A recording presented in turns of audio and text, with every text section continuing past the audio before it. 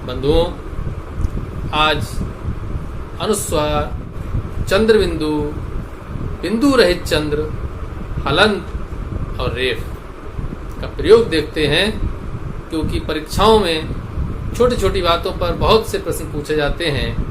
हम लोग आजकल मीडिया का प्रयोग करते हैं और छोटी छोटी गलतियां भी करते हैं। हो सकता है इस वीडियो को देखकर उन गलतियों में भी सुधार आए, तो कृपया देखते हैं इनका प्रयोग कैसे होता है। बंधुओं, ये चिन्ह है बिंदु रहित चंद्र का। इसका प्रयोग अंग्रेजी के शब्दों को व्यक्त करने के लिए किया जाता है। बहुत महत्वपूर्ण है। हम लोग कहीं पर भी ये लगा देते हैं, कहीं पर भी अनुस्वार लगा देते हैं, कहीं पर भी चंद्र बिंदु लगा देते हैं। इनका परस्पर बहुत बड़ा अंतर है। देखिए, बिंदु रहित चंद्र का प्रयोग अंग्रेजी के शब्दों के लिए प्रयोग किया जाता है। मैंने यहाँ पर 4 उदाहरण भी दिए हैं: कॉलेज, लॉकर, ऑफिस, डॉक्टर। अब अनुस्वार का प्रयोग देखते हैं। देखिए, अनुस्वार का प्रयोग, अनुस्वार को अयोगवाह भी कहते हैं। जब अनुस्वार का प्रयोग करेंगे तो इसके लिए हमें अलग से समय देना पड़ेगा। कैसे? इस ध्वनि के लिए हमको अलग से समय देना होगा। देखिए, यहाँ पर हम कॉलेज को जब बोल रहे थे तो इस ध्वनि के लिए कोई समय देना नहीं था। ऐसे ही जब हम चंद्र बिंदु के शब्दों को बोलेंगे तो हमें इस चंद्र बिंदु को बोलने के लिए समय नहीं देना होगा, परंतु अनुस्वार को बोलने के लिए हमको समय देना होगा और इस ध्वनि के लिए हम एक पल देंगे। देखिए कैसे? बिंदु, तो देखिए बिन, नकार की आवाज आ रही है, बिंदु। चंद्र, ना की आवाज आ रही है, चंद्र। ऐसे इंदु, तो ना की आवाज आ रही है, इंदु। ऐसे गांधी, तो ना की आवाज आ रही है, संधि, नौ की आवाज आ रही है। तो हम लोग जब अनुस्वार का प्रयोग करते हैं तो अनुनासिक ध्वनि को साथ में बोलते हैं। जबकि चंद्र बिंदु के उदाहरण देखिए: मुंह, पूंछ, गांव, छांव, आंगन, शुभकामनाएं। और देखिए, मैंने एक उदाहरण यहाँ पर इसलिए दिया है कि अंतर दिखाने के लिए, क्योंकि गांधी का प्रयोग हम कहीं भी लिख देते हैं, कभी भी अनुस्वार लगा देते हैं, कभी भी चंद्र बिंदु लगा देते हैं, जबकि यह गलत है। गलत है बंधुओं। कैसे गलत है? अब आप बोल के देख लीजिए। जैसे हम बोल रहे थे आंगन, आंधी, तो ये क्या हो जाएगा? गांधी। क्या हो जाएगा? गांधी। जबकि शब्द क्या है? गांधी। तो ना अनुनासिक की ध्वनि हमको चाहिए, तभी बोलेंगे गांधी। जबकि अगर यहाँ पर बोलेंगे तो ना अनुनासिक की ध्वनि नहीं आएगी, तो ये हो जाएगा गांधी। ये गलत है। तो इस प्रकार बंधुओं, अनुस्वार और चंद्र बिंदु का अंतर आपने समझा कि अनुस्वार को बोलते समय हमें अनुनासिक की ध्वनि को लेना होगा, जबकि चंद्र बिंदु को बोलते समय हमको किसी ध्वनि को लेने की आवश्यकता नहीं है। केवल मुख और नासिका का सहयोग लेना होगा, जिससे कि बोला जा सके। जैसे मुंह, पूंछ, गांव। और यहाँ पर बोलेंगे, अंतर आपको पता जाएगा। बिंदु, चंद्र, यहाँ पर नकार की ध्वनि आएगी, यहाँ पर वो ध्वनि भिन्न रूप में है और बहुत ही कम समय के साथ है। इसके अंतर आपस में है।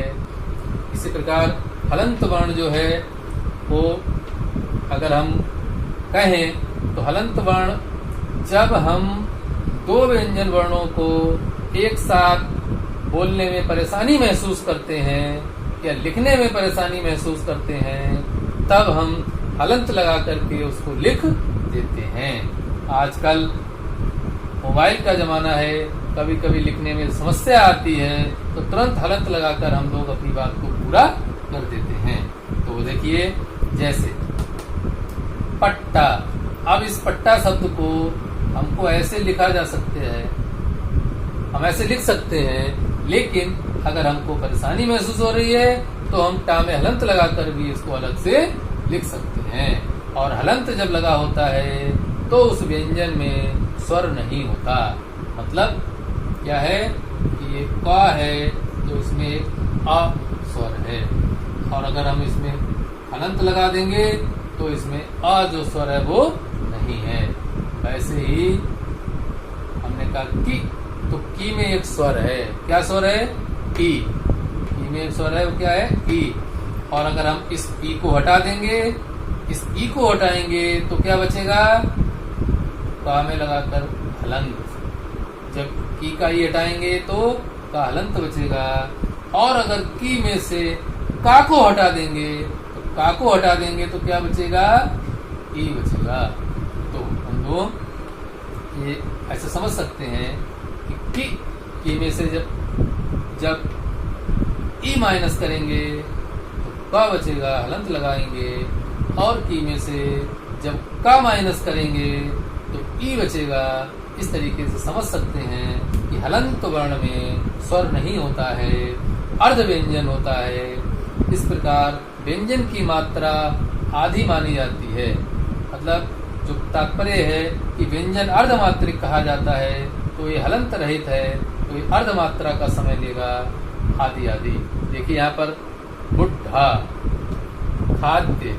देखिए खाद्य को हम ऐसे भी लिख सकते हैं, डा और या को मिलाकर के ऐसे लिखा जा सकता है। वैसे ही विद्यालय, तो विद्यालय को भी हम इस तरीके से लिख सकते हैं और हलंत लगाकर ऐसे लिख सकते हैं। हलंत का प्रयोग था। इसी प्रकार अगर हम लेते हैं रेफ, रेफ जो है वो रॉक के लिए कहा गया है र। क्या बोलते हैं?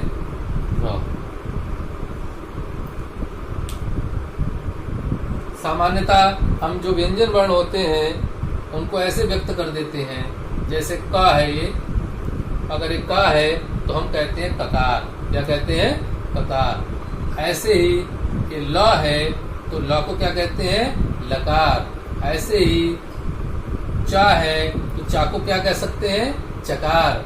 ऐसे ही पा है तो पा को क्या कह देते हैं? पकार। तो चकार, पकार, लकार, ककार, इसका मतलब ये होता है चकार का तात्पर्य चा, पकार का तात्पर्य प, लकार का तात्पर्य ल, ककार का तात्पर्य क। क्योंकि व्यंजन वर्ण को हम उच्चरित नहीं कर सकते, इसलिए आकार को शामिल करके बोलते हैं। इसी प्रकार रा को रकार नहीं कहते। क्या नहीं कहते? रा को रकार नहीं कहते, तो रा को क्या कहते हैं? रेफ कहते हैं। बस यही अंतर है। अन्य वर्णों को हम चकार, पकार, लकार, मकार, तकार कह सकते हैं, लेकिन रा को रकार ना कह करके क्या कहा जाता है व्याकरण में बंधुओं? रेफ कहा जाता है। और जो रा हलंत होता है तो हलंत वर्ण होने के कारण रा को ऊपर इस चिन्ह के द्वारा दर्शाया जाता है, कर्ज, फर्ज, कर्म, धर्म और सर्म। तो बंधुओं, बिंदु रहित चंद्र, अनुस्वार, चंद्र बिंदु, हलंत और रेफ का प्रयोग उदाहरण सहित आपने जाना। छोटी छोटी बातों को अब आप और अच्छी तरीके से जान सके होंगे। मेरा प्रयास कैसा रहा बंधुओं बताइएगा। इसी के साथ आज इतना ही। धन्यवाद। नमस्ते समाम।